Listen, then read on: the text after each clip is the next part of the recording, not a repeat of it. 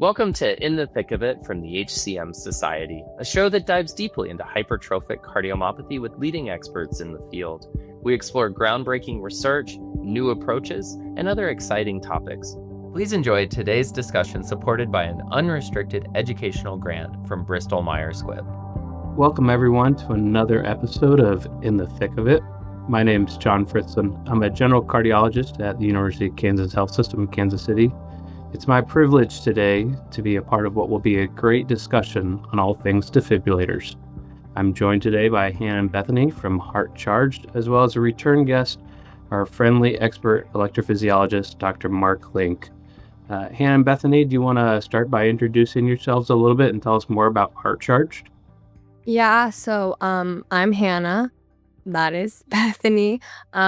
We both have hypertrophic cardiomyopathy or HCM. We both have ICDs, or like we like to call ourselves, we're both Bionic Babes. Mine saved my life when I went into cardiac arrest at the age of 17. And then Heart Charged is our organization. We started to realize, wow, there's so many, especially young people living with undiagnosed heart conditions, but we couldn't find anybody to really connect with. And Hannah and I felt so lucky to have each other. So we decided to use the power of social media and start Heart Charged, which has now grown into a real organization. And there we have over 15,000 community members and patients all living with different types of heart conditions. That's fantastic. It's amazing what you all have been able to do and advocate for. Dr. Link? Yeah, hi, I'm Mark Link. I'm a professor of medicine here at UT Southwestern Medical Center. I was recruited here about 8 years ago to, co-direct the HCM Center of Excellence here. And it's been going well. I came from Tufts, where I directed the HCM Center of Excellence for 24 years. And it really is one of the highlights of my career to get to know patients with HCM and treat them. And the reason it's great is because you have all ages from 12 years old to 90. That's wonderful. And as I'm starting off my career, that's great to hear, and hope to enjoy a long career in HCM like yourself. So let's lay some groundwork for today's conversation. And Mark, have there been any significant changes to ICD indications or recommendations over the years? Any kind of areas of controversy? Yeah, if you look at the 2020 HCM guidelines and the 2024 HCM guidelines, they're identical. No changes, but that's only for 5 years. If you go back to the previous iteration of the guidelines, many of the same indications for ICDs were there, but in 2020, the MRI findings were added. So that's been probably the biggest change in the American guidelines, is we now look at MRI. The European guidelines date from 2008, and they use a calculator that uses many of the same things that we use. And I view them as complementary, not competing. Wonderful. And I think others take a similar approach. I certainly kind of maybe start and lean on the ACC, HA guidelines, but also complement the ESC and certainly some intermediate or kind of at-risk patients I'm concerned about. As a HCM general cardiologist, maybe my conversation's a little bit different than your conversation when you're visiting with an HCM patient regarding possible defibrillator. Tell us about that initial conversation with patients. I'm sure some come to you not knowing if they want a defibrillator. Others may have a model already picked out. Tell me how that conversation goes. Yeah, the first part of that conversation, just getting to know each other, when they've been diagnosed, the symptoms they've had, family history, their experience with living with HCM. For some people, they've lived with HCM for a long time, 5-10 years. For other people, they've just been diagnosed. And, that's a whole different conversation if you've just been diagnosed compared to someone that's been diagnosed 5 years ago and knows a lot about HCM. So you get to know each other. Then, specifically, I'm an electrophysiologist. I'm an electrician, as I tell my patients. So my two aspects with HCM are AFib and sudden cardiac death. If you don't have AFib, you don't have AFib. You are at higher risk through the lifetime but you certainly don't need treatment for it until you get it. Sudden cardiac death is different. You can present with a cardiac arrest and die. And actually, that's a fairly common presentation in HCM. Thankfully, it's less common now because resuscitation has improved dramatically. And so there are more resuscitated cardiac arrest victims now than there ever were before. Then you go over the risk factors. Clearly, someone that's had a resuscitated cardiac arrest is at very high risk. And that's a class 1 indication or should be done for an ICD. The other indications are class 2A. That means we don't have as much data on it as we would like, but still the evidence points to these people with these risk factors should have an ICD.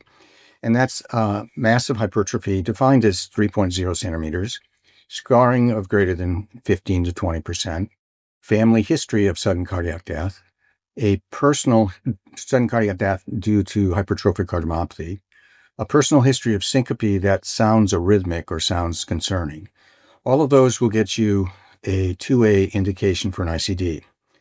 And then we go to non-sustained VT. Non-sustained VT is very prognostic in individuals under age 35. So if you see non-sustained VT in a 17-year-old, you're going to be very much more concerned about it compared to someone that's 60. And the other aspects of non-sustained VT is how long it lasts and how fast it is. So in the pediatric population, non-sustained VT will get you a 2A indication for an ICD, whereas in the adult population over the age of 35, it's a 2B or probably shouldn't be done. Thank you for that overview. And Hannah and Bethany, tell us a little bit about your first conversations with either HCM physician or the electrophysiologist, and what was going through your mind when you maybe first learned that you needed a defibrillator. Yeah, so we were only diagnosed because of family history, because our aunt found out she had hypertrophic cardiomyopathy, and so that got us going. I was the first out of our immediate family to be diagnosed with it. Do not realize how thick, how severe, or that I was living, with a heart condition as I was an active person playing, sports, dancing, in school, out of school. And then the ICD wasn't brought up for me until about like a year after I was diagnosed. They had seen that I was having, tachycardia episodes, and it actually wasn't until I got an MRI, because they had saw that my thickness had, grown from the first year to the second year, and so they wanted to get better measuring of my thickness. So it was the MRI that told them, "Oh, you hit the qualifications to need an ICD implanted." And for me, I was more grateful than, like, nervous about, like, I thought, "Okay, scars are cool, like, I'm not too worried about that," I'm not fully processing, they're telling me it's maybe this size, it was definitely bigger than what they said it was gonna be, but then it was the fact that, like, for me, I felt when they told me I couldn't, like, "Don't even watch scary movies, don't even do all this," I felt like I was living on eggshells, and so being presented that idea of an ICD where I'm like, "Okay, if I need to run or do something, I have a protection, and I don't have to rely on somebody knowing CPR or knowing where an AED is, that I could kind of live my life because I was 16, I kind of wanna, have energy and do things." So that was more of like, "Yay, okay, I feel like I can do something," and then the fact that it saved my life just 6 months after getting it, then it was like, "Oh, wow, yes, I really needed it." I did not realize, obviously, how high, my risk factor, the fact that that would have occurred, so soon into, this journey of being diagnosed with it. And then, of course, me, having an ICD, already being, you know, having a sudden cardiac, arrest and history, how that then played for Bethany to then get her ICD. Yeah, so for me and my diagnosis, I got diagnosed just a couple days after Hannah when we realized that HCM is genetic, and we have 6 older brothers and a younger sister.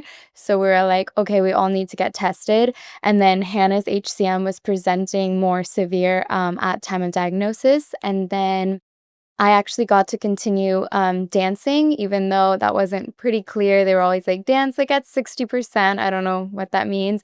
But I went on to dance in college. And then I had some pretty scary fainting episodes. So at the time, my HCM specialist decided that we needed to consider an implanted defibrillator, and also knowing the family history of Hannah having one and it saving her life. And then I'll be honest, when I got shown my implanted defibrillator, it was an S-ICD and Hannah had an ICD. And it was very different from what Hannah had. And now Hannah's is very much hidden. And they're like, oh, yours goes on the side. The lead doesn't go in the heart. And when he showed me the device, he was like, oh, it's this, but like it's gotten smaller. And then just for reference, I'm like 5'1" and weigh under 100 pounds. And the SICD is really not that small. So when I came out of surgery with the defibrillator and finally like faced it, I was like, wow, that's a lot bigger than I thought. And it really did stick out, but I did embrace it. I do love it. And it was like, wow, I needed this. And I was grateful for it, because knowing that it saved my sister's life and that I could continue, to live my life as normal as possible. And then to this day, I actually cannot dance anymore. And I had to give that up due to my HCM getting more severe.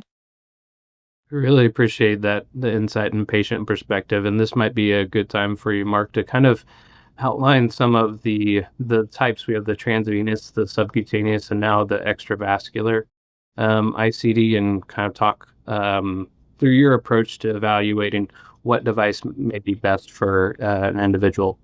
Yes. Yeah. So I always say to the individual, the first decision is, do you want an ICD? So that should be independent of the type of ICD. So what are the indications, and do you qualify, and should you get one? Then once that decision is made, we now have three options. The oldest option is the transvenous ICD. That's been out for 25 years. That's a device that goes in the shoulder area, typically the left shoulder. The lead goes inside the vein and inside the heart.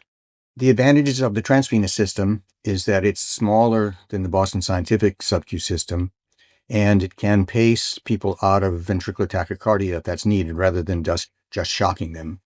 And the battery life is 12 to 14 years. The sub-Q ICD, the first one out was by Boston Scientific.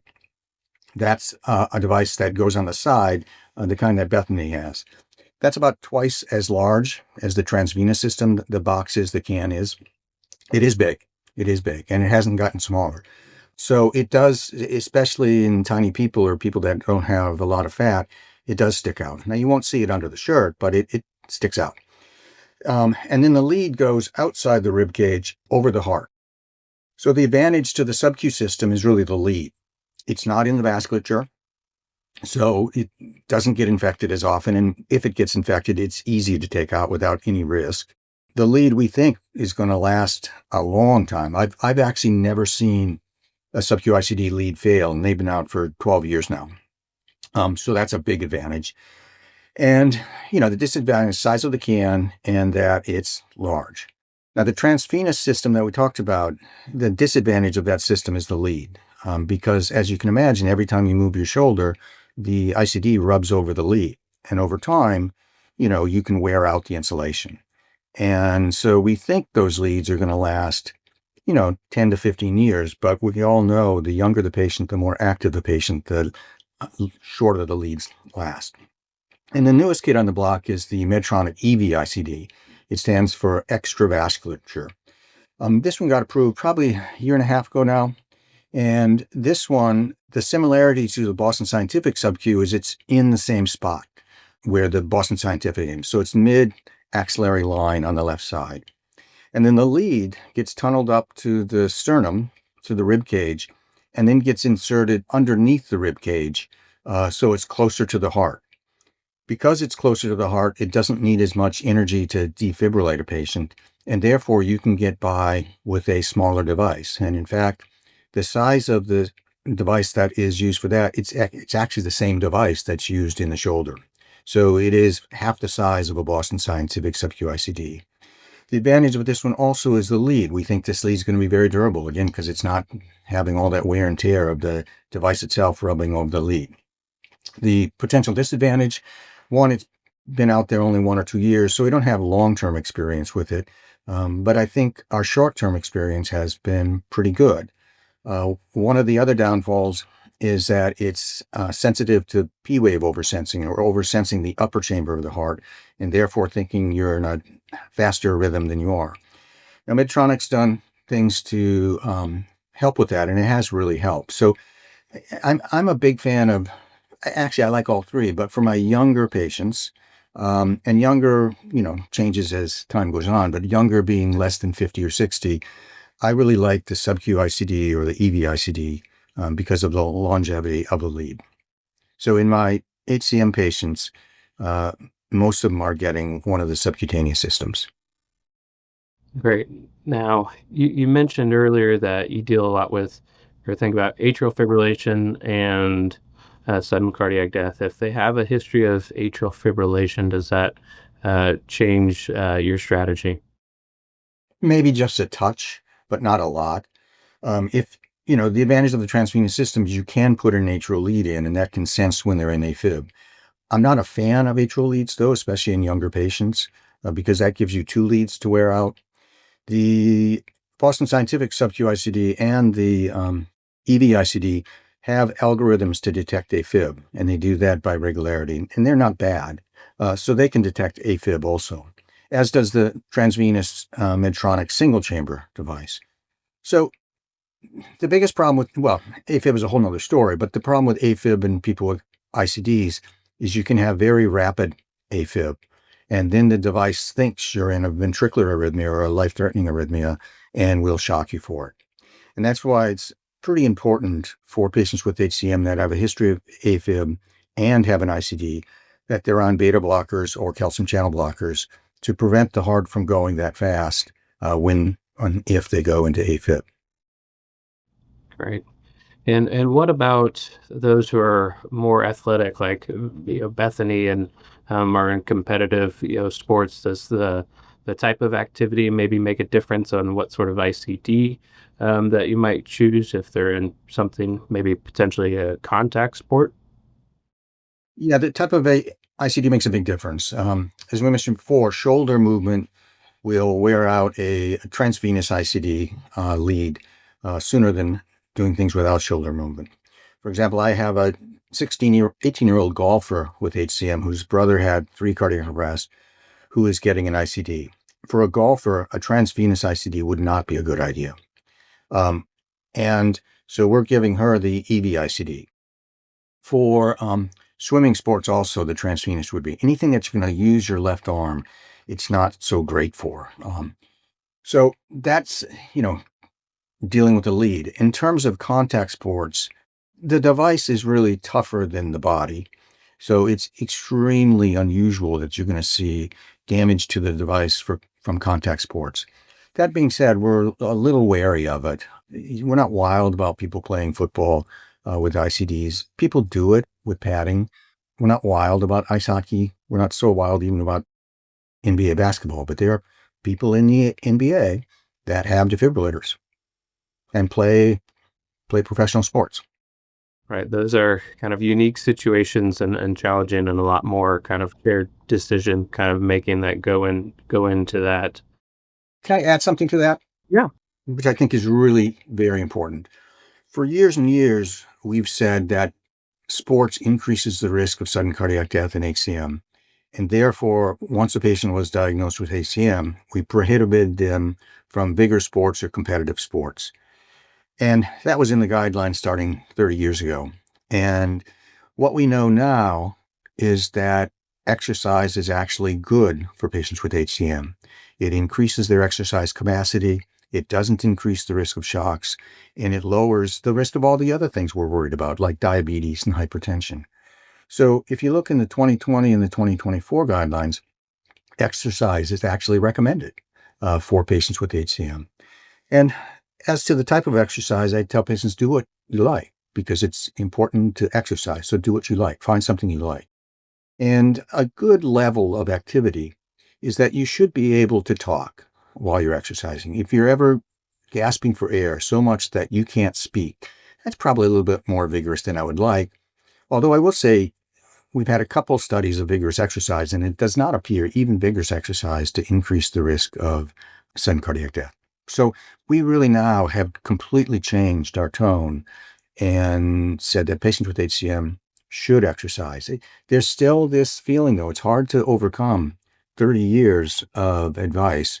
And so there's still this feeling among many patients with HCM that they shouldn't exercise. And that's wrong. Absolutely, completely agree. And Hannah and Bethany, how is life and activity and how things been after having your ICD?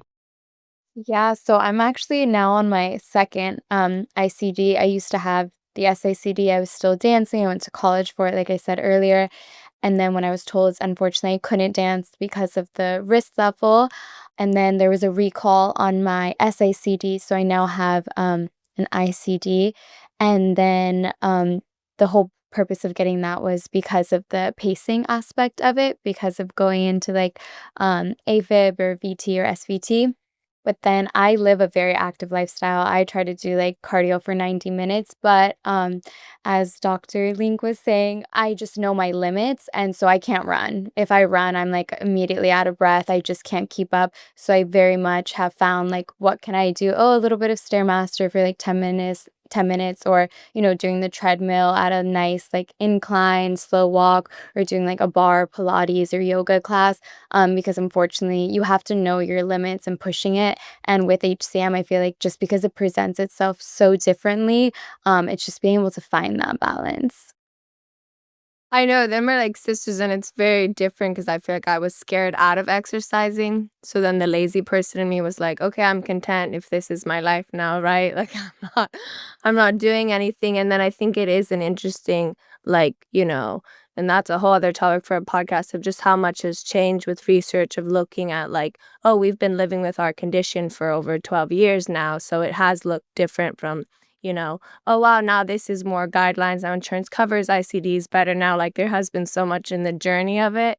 For me, it is finding it's hard to find a balance. Also, like I was shocked when I was sleeping. So yeah, like you said, like my risk for cardiac death wasn't once because I was out playing sports, and then I was shocked again while I was conscious on stage doing a lip sync battle, and have video of that if anybody wants to see somebody getting shocked by an ICD, like so it's range for me of like, hey, I wasn't really doing the most active things when, my heart is going crazy. So it's been for me a little bit harder to find the balance. And I think also a lot of patients, just the mental aspect of when you have been shocked, you are a little bit more scared to be like, oh, well, I'm putting myself a little bit more doing this. Do I want to feel out of breath? Or, it does take time, you have to be a patient to just like, okay, I can't do that today, or okay, maybe let me walk around. But I think what Dr. Ling said was such great advice of like, okay, if you can talk while you're doing it, do stuff you enjoy, because nobody obviously wants to exercise if you don't enjoy it, right? Like nothing's going to want to get you out of bed and,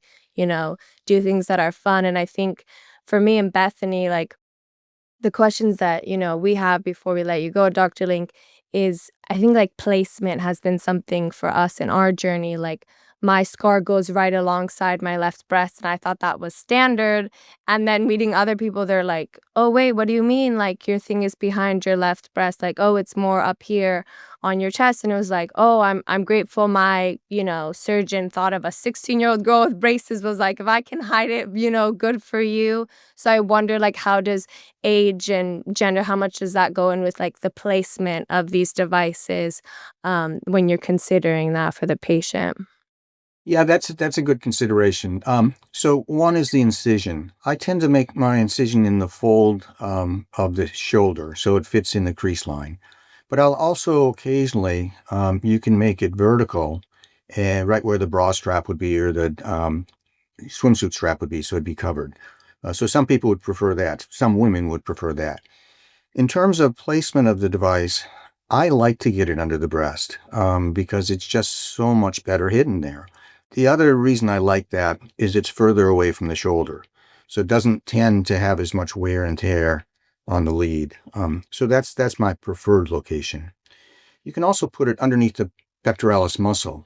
The advantage to that is it's really very well hidden. The disadvantage to that is it's going to increase wear and tear on the lead, because every time that muscle moves, it's going to move the device. So I'm not such a big fan of sub-muscle placement of the ICD. In terms of the placement of the other two, they're both in the same side. That's going to be a mid-axillary line incision, which the incision itself will rarely be seen. It'll only be seen if you're wearing a swimsuit. And the other incision, there's an incision under the xiphoid. That's a smaller one. That's probably 3/4 of an inch long. And again, that one's not exposed when you're wearing normal clothes. So for the sub-Q and the EV-ICD, it's pretty standard placement of the incision. You really don't have much options in terms of where you're going to make those two incisions. No, thank you. That's really helpful. So it's, as a patient, this has been great, to hear, your things. And of course, like, I think that's hard is like, yes, everybody has a different doctor. Everybody has their own, obviously, like preferences and things like that. And I think that's what me and my sister like to do is like, fight that, hey, like this is shared decision making. And I love that first question you ask is, do you want an ICD, right? And like consider, the patient and what they currently are and what are they doing. And, we have a lot of young women come to our page, sometimes not wanting an ICD because they are scared of what it's going to look like. And I think that's where, having patients or brochures that show the variety, of what ICD patients said, like you said with HCM, there's such a wide range of age and, we don't always want to see, the older patients over 50 or 60 on the brochure. That definitely makes you feel older. But to know that, oh, wait, young people do have this. And how can I still live my life when I am more concerned perhaps about, the scars or the placement of the incisions for my life? And let me follow up that with another thing. So when it's time for the device to be changed, the entire device gets changed. We call it a battery change, but its entire device gets changed. The lead does not.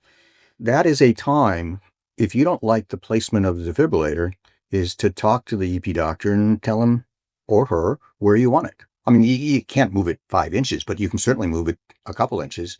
And so that's the time to have a discussion with who's going to do it. And the other discussion is, device replacements are at higher risk of infections than initial devices.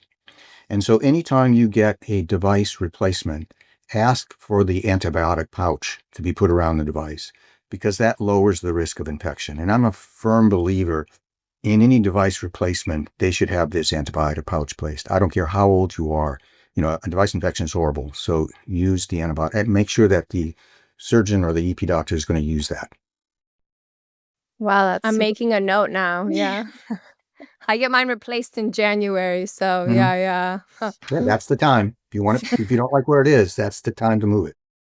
Oh, great. I think we've kind of come to the end of our allotted time, so I want to thank you all for joining today. This has been an excellent discussion on all things defibrillators. Hannah and Bethany, thank you so much for joining us and providing that patient experience and perspective. It's so very important and, why we do what we do. So thank you and good luck with everything with Heart Charge. You guys are doing amazing things. Dr. Link, thank you again for your expertise and knowledge. It's always welcomed. So come back again. Great. Happy to do this. And Hannah, Bethany, and John, great to see you. Oh, great to meet you.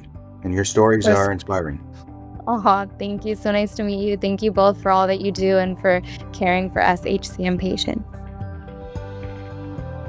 Thanks for joining us on In the Thick of It, presented by the HCM Society. Make sure to subscribe to our show for more expert insights into the field of hypertrophic cardiomyopathy. For more information, check out the links in our show notes. We hope you will join us again for our next episode.